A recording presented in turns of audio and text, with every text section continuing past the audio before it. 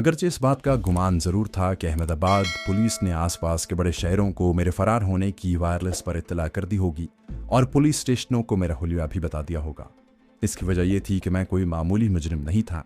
मैं द्वारका फोर्ट को तबाह बर्बाद करके फरार हुआ था। एक बात का ख्याल मुझे आता था कि पुलिस ने मेरे कमरे की ज़बरदस्त तलाशी ली होगी और ऐन मुमकिन है कि उन्हें गुस्ल खाने के बाहर रखी हुई वज़न करने वाली मशीन में से माइक्रोफोन और छोटा ट्रांसमीटर मिल गया हो। ये चीज़ें मुझे गैर मुल्की और तकरीबकार साबित करने के लिए काफ़ी थीं। मैं दरख्त की ओट में झाड़ियों के पास बैठा ये सोच रहा था और इस ट्रक को भी देख रहा था जिस पर बैठकर मैं आया था। ट्रक पर कुछ और सामान लादा जा रहा था। ये सामान तरपाल खोलकर बोरियों के ऊपर रखा जा रहा था। जब सामान लादा जा चुका तो उस पर दोबारा तरपाल डाल दी गई। शाम की हल्की स्याही फैलने लगी थी। दूर एक खोखे के बाहर बिजली का बल्ब रोशन हो गया। मेरी निगाहें ट्रक पर जमी हुई थीं। मुझे उसी ट्रक पर सवार होकर आगे जाना था। मैंने ट्रक की खिड़की खोलकर ड्राइवर को अपनी सीट पर बैठते देखा। उसने 2-3 बार हॉर्न दिया। एक लड़का दौड़ता हुआ ट्रक की तरफ आया और दूसरी तरफ से खिड़की खोलकर ड्राइवर के साथ बैठ गया। ये क्लीनर ही हो सकता था। ट्रक चलने लगा। मैं दरख्त की ओट से निकलकर सड़क की दूसरी तरफ आकर तेज तेज आगे को चलने लगा। मुझे आगे जाकर चलते ट्रक में सवार होना था। मैं ट्रक से आगे निकलकर एक दरख्त के पीछे खड़ा हो गया। ट्रक चल पड़ा।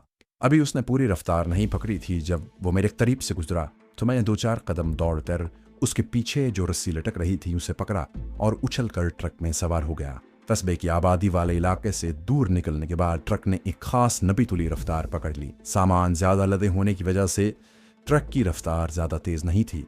ट्रक एक फिर गैर आबाद मैदानों और छोटे बड़े टीलों के दरमियान से गुजरने लगा।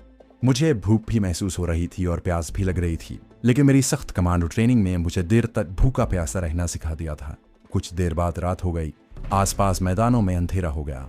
मैंने दिल में यही फैसला किया कि अब अगर कोई बड़ा कस्बा या छोटा शहर आया तो मैं ट्रक से उतर जाऊंगा और किसी नज़दीकी रेलवे स्टेशन पर पहुंचने की कोशिश करूंगा। वहां जाकर मुझे कम से कम ये तो मालूम होगा कि मैं किस तरफ जा रहा हूं। मेरी मंजिल दिल्ली थी और ये बात वाज़ेह नहीं थी कि ये ट्रक दिल्ली वाले रूट पर चल रहा है या राजस्थान की तरफ जा रहा है। मैदानों के मंजर से कोई चीज़ खुलकर साफ नहीं हो रही थी। न रेत के टीले थे कि मैं समझता कि मैं राजस्थान के सूबे में दाखिल हो गया हूँ, और न जंगल और गहरा सब्जा था कि मुझे ख्याल आता कि ट्रक रतलाम की तरफ जा रहा है जो बम्बई से दिल्ली जाने वाली मेन लाइन पर वाक़ है। कोई 2 घंटे तक ट्रक उसी रफ्तार से सड़क पर चलता गया और उसके बाद मुझे इर्द गिर्द कहीं कहीं रोशनियां नजर आने लगीं। ज़रूर किसी शहर की रोशनियां थीं। कोई शहर आ रहा था। मैं ट्रक के पीछे बैठा रहा। रोशनियां मेरे अकब से आकर गुजर गई। मैंने दूर सुर्ख रंग की बत्ती देखी। ये रेलवे सिग्नल की बत्ती ही हो सकती थी। मुझे खुशी हुई। अब मुझे इल्म हो सकता था कि मैं कहाँ पर हूँ, आगे कौन सा शहर होगा। वैसे दरख्त बता रहे थे कि ये राजस्थान का इलाका नहीं है। ज्यादातर ताड़ के दरख्त ही रास्ते में नजर आए थे और ताड़ के दरख्त राजस्थान में नहीं थे। ट्रक की रफ्तार एक बार फिर आहिस्ता होने लगी। इर्द गिर्द मकानों की रोशनियां नजर आने लगी थीं। फिर ट्रक एक बाजार में दाखिल हो गया। दुकानें खुली थीं। इन दुकानों की वजह से मैंने अंदाजा लगाया कि ये कोई बड़ा शहर नहीं है। ट्रक एक अड्डे की तरफ मुड़ गया। जैसे ही मैंने अड्डे में कुछ और ट्रकों को देखा, मैं ट्रक में से कूदकर बाहर आ गया। साधुओं के लिबास में था और उस लिबास में होने का एक फ़ायदा यह भी था कि लोग इज्जत से पेश आते थे। लोग साधुओं से इसलिए भी डरते थे कि अगर उन्होंने साधु महाराज की तकरीम न की तो कहीं वो उन्हें श्राप यानी बद्दुआ न दे दे। सीधा एक खोखे पर गया जहाँ बहुत बड़े तवे पर फुलके पकाए जा रहे थे।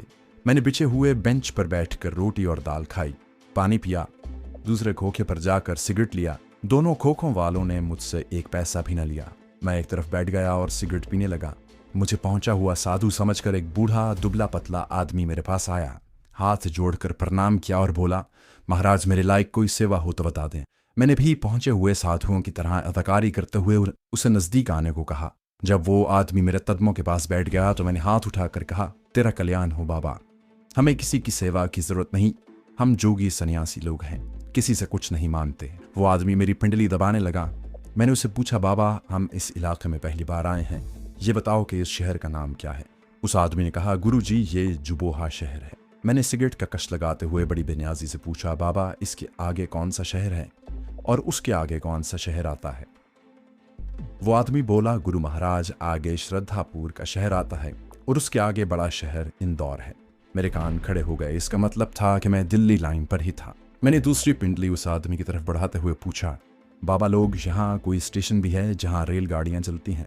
उस आदमी ने बताया कि जबोहा के रेलवे स्टेशन वहाँ से करीब ही है। महाराज, अगर आपको रेलवे स्टेशन जाना हो तो मैं आपको अपने जक्के पर छुड़ाता हूँ।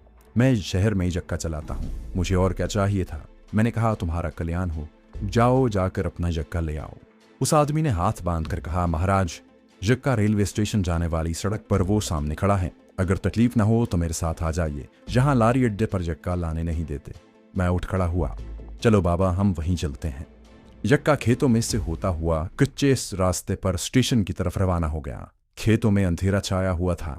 दूर से स्टेशन की रोशनियां झिलमिलाती हुई नजर आ रही थी। अभी आधे रास्ते में था कि बादलों में बिजली चमकी, हल्की गरज सुनाई दी और बारिश होने लगी। मैं पिछली नशिस्त के दरमियान में होकर बैठ गया, जिसकी वजह से बारिश से बचा हुआ था। ये जबोहा का स्टेशन था। पहले मैं इधर कभी नहीं गुजरा था। ये अहमदाबाद से इंदौर की ब्रांच लाइन थी। इंदौर से ऊपर भोपाल, झांसी से दिल्ली, आगरा की मेन लाइन शुरू होती थी। जबोहा का छोटा सा स्टेशन था, एक ही प्लेटफॉर्म था। मैंने एहतियातन दिल्ली का टिकट ले लिया और प्लेटफॉर्म पर आकर गाड़ी का इंतजार करने लगा। प्लेटफॉर्म पर चंद एक ही देहाती टाइप के मुसाफिर बैठे थे। हल्की हल्की बारिश हो रही थी। मैं प्लेटफॉर्म पर गेट से कुछ फासले पर स्टेशन की छत के नीचे बैठा था। छत पर बारिश की बूंदें गिरने लगीं। इंदौर जाने वाली पैसेंजर ट्रेन कोई 1 घंटे बाद आई। मुसाफिरों से भरी हुई थी। ये अहमदाबाद से आ रही थी। मैं अंधेरे में बैठा था, बड़े गौर से एक डिब्बे को देख रहा था। वहाँ कोई पुलिस का सिपाही न था। ट्रेन रुकी तो कुछ मुसाफिर उतरे और कुछ सवार हो गए। जब मुझे इत्मीनान हो गया कि ट्रेन के साथ पुलिस का कोई सिपाही नहीं है, मैं ट्रेन के पिछले डिब्बों में से एक डिब्बे में चढ़ गया। डिब्बे में काफी रश था। गेरुए लिबास में देखकर एक मुसाफिर जल्दी से उठ खड़ा हुआ और हाथ जोड़कर बोला, पधारिए महाराज। मैंने भी इनकार न किया और उस आदमी की सीट पर खूब चौड़ा होकर बैठ गया। ट्रेन 3 मिनट ही रुकी, फिर चल पड़ी। उस मुसाफिर ने थैले में से मिठाई निकाल कर मुझे पेश की। दूसरे ने सुराही में से कटोरे में पानी भरकर पेश किया। गरज की मेरी खूब आवभगत शुरू हो गई। मैंने भी संस्कृत और हिंदी के दोहे और श्लोक पढ़कर उन्हें तरह तरह के उपदेश देने शुरू कर दिए। सारे डिब्बे के मुसाफिर मेरी तरफ मुतवज्जे हो गए। ट्रेन इंदौर की तरफ दौड़ती चली जा रही थी, मगर अभी इंदौर काफी दूर था। मैं भी हिंदुओं के आम साधु जोगी लोगों की तरह अदाकारी कर रहा था। एक औरत की गोद में बच्चा देखा तो उस औरत की तरफ घूरते हुए गरजदार आवाज में कहा, तू सती सावित्री है, तेरा बालिक बड़ा होकर अफसर बनेगा। औरत का चेहरा खुशी से खिल गया और बार बार मुझे प्रणाम करने लगी।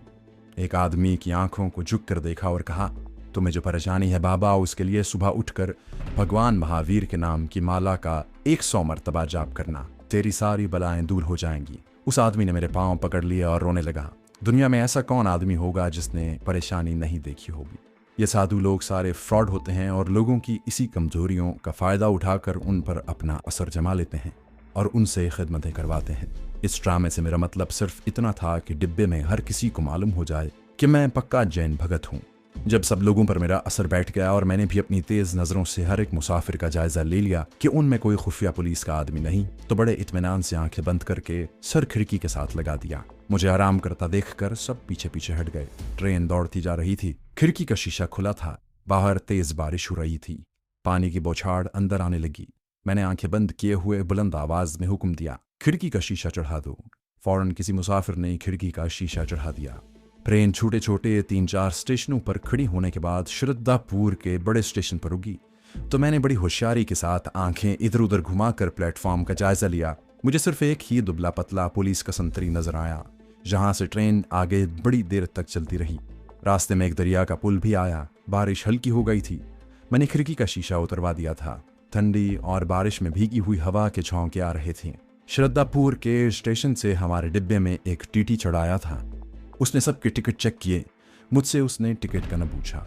इंडिया में साधुओं, फकीर और नाबीनाओं को रेल में बगैर टिकट सफर करने की इजाजत है। मैंने उसे बुलाकर कहा, तुमने हमारा टिकट चेक नहीं किया बाबू। हम साधु लोग जरूर हैं, ये लो हमारा टिकट भी चेक करो। टीटी ने बड़े अदब से मेरा टिकट चेक किया और दूसरी तरफ चला गया। मुसाफिरों में मेरा मजीद रोब बैठ गया। मुझे अब इंदौर का इंतजार था। इन देहाती मुसाफिरों पर मुझे मजीद रोब जमाने की जरूरत नहीं थी।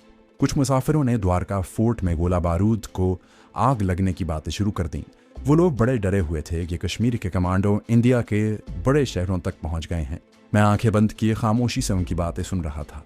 रात के किसी लम्हे मुझे नींद आ गई। ट्रेन सारी रात चलती रही। दूसरे दिन इंदौर का स्टेशन आ गया। इंदौर एक बड़ा शहर और जंक्शन था। जहां मुझे होशियार रहने की जरूरत थी। स्टेशन पर चंद एक पुलिस वाले इधर उधर फिरते देखे। रेलवे पुलिस थी, फिर भी मैं मोहतात हो गया। जहां से मुझे एक दूसरी ट्रेन में सवार होना था जो दिल्ली जा रही थी। ये ट्रेन किसी दूसरे प्लेटफॉर्म पर खड़ी थी। मैं पुल पर से होकर उस प्लेटफॉर्म पर आया। ट्रेन प्लेटफॉर्म पर थी।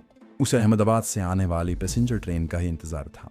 मैं ट्रेन में सवार होने की बजाय एक तरफ खड़ा हो गया और माहौल का जायजा लेने लगा। जब ट्रेन के इंजन ने सीटी थी और मैं भी मुतमईन हो गया कि खतरे की कोई बात नहीं, तो दौड़कर एक डिब्बे में चढ़ गया जहां से बम्बई बड़ौदा मेन लाइन का सफ़र शुरू हो जाता है। ये ट्रेन भी एक्सप्रेस थी, खुदा जाने उसका क्या नाम था। आज़ादी मिलने के बाद इंडिया ने भी सब पुरानी रेलगाड़ियों के नाम बदल दिए थे। इंदौर से आगे बड़ा स्टेशन भोपाल ही था, उसके बाद झांसी, ग्वालियर, आगरा और दिल्ली। ये रेलवे ट्रैक मेरा देखा भाला था। ट्रेन ने इंदौर स्टेशन से निकलते ही स्पीड पकड़ ली।